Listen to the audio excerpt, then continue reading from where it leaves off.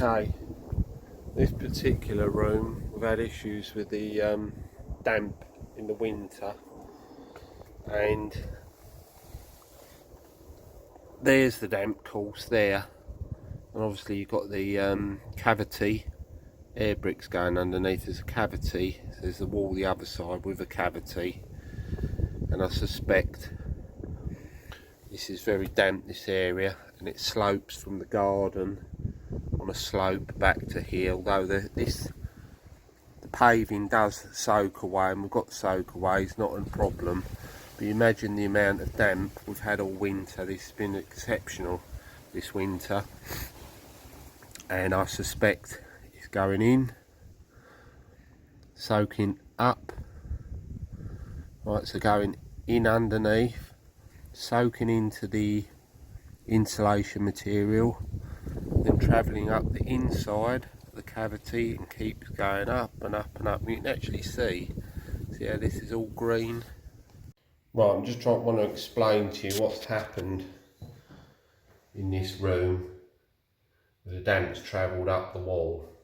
We have had an exceptionally wet winter, as you know. That really shouldn't be a problem, but it is.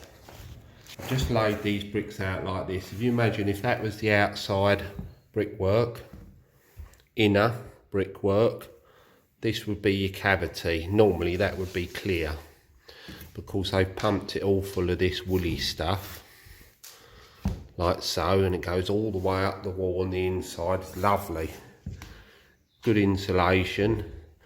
But the one issue is if the damp course is low and there's a lot of excess water about, because our garden's on a slope, but the paving slopes away from the wall, but what's happening is the water is, all the excess water, the rain, is coming down, soaking into the foundation, so it's bypassing the damp course. If this was a damp course there, one across that brick and stop there, usually on the outside damp travels up and stops at the damp course, won't go any further. But because they've pumped the cavity, which is in most cases all the way down to the floor, the damp's travelling in to your foundations, which it would do, and then it goes into that. And what do you think is going to happen? What happens to a sponge in a bath? It soaks up all the water. So consequently, that's been soaking, right, and then travelling up the wall. So it bypasses the damp course, up the wall like that. And that's what your issue is. I've already had one block out the wall. These are Celcom blocks. And I'm going to batten this wall with battens, roof battens, and 25mm Celotex, and then plasterboard. I've just done an experimental hole here because I'm going to reuse these blocks, cement them back in. But that's the first one I've took out, and then I vacuumed in there with a vacuum, put the hose in like so. And then what I've done is connected the pipe like that, and on the inside then travelled around like so, and as deep as I can, sucking all the stuff out like that, you see. I'll show you how to do that in a minute. So I've marked the wall about 30 centimetres there and 20 there. So I'm going to drill round. This is an 18mm SDS bit, and I've marked it where the tape is. Obviously I don't want it to drill through too far.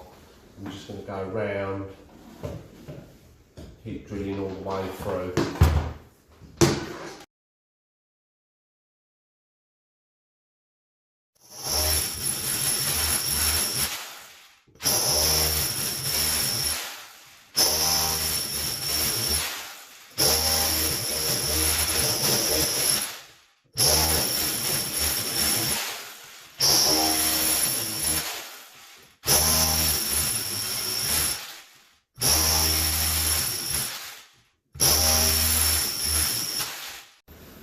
Okay, I've drilled all the way around. Now it's time to use chisel bit like that. That's a Makita 50mm spade bit.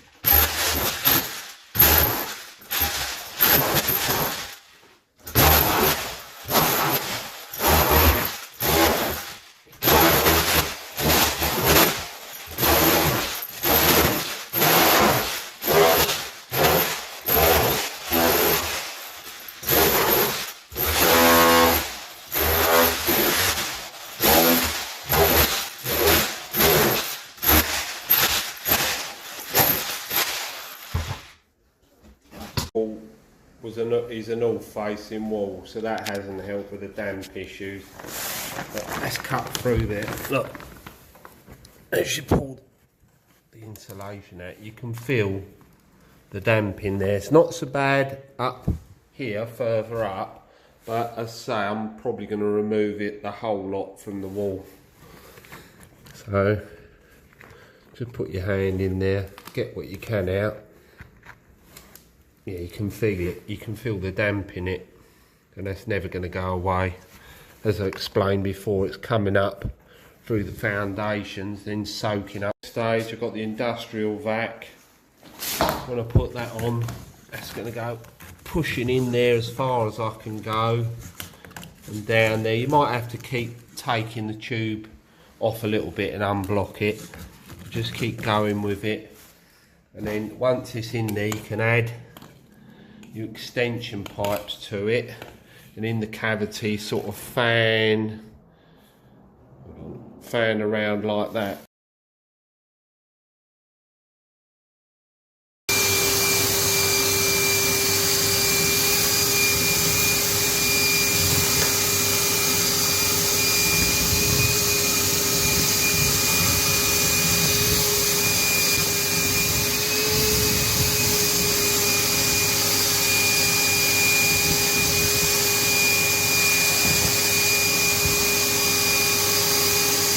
Conclusion, it took a long time and I had to keep emptying the pipe on the vacuum, but this is the cavity cleared. I don't know if you can see, there you go, there's a few little remnants there, but look, and it probably goes up all the way along. I've done it to about here. Right, the rest is okay. What I'm going to use is rockwool, like that. Hopefully I can get in there with my hand and push it up the cavity to about there to block any of that woolly fiberglass falling down. And then I can brick that all back up, and batten out the wall and Celotex and plasterboard.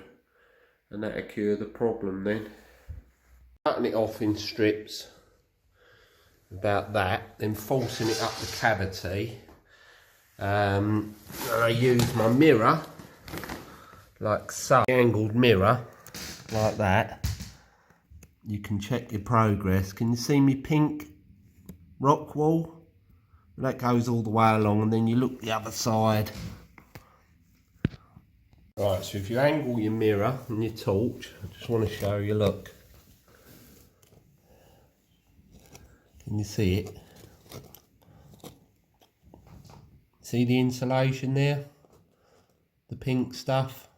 And if you carefully do the torch all the way along and put your arm up the cavity, there as well, you can force the stuff in there, but that's how I'm checking. Just a mirror, simple mirror, and a torch.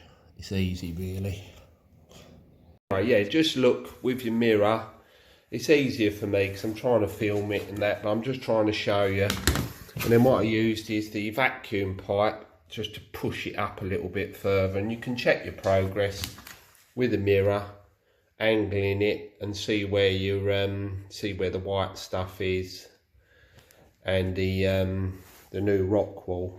But that's all you got to do, and I worked out that it's approximately about that level there, which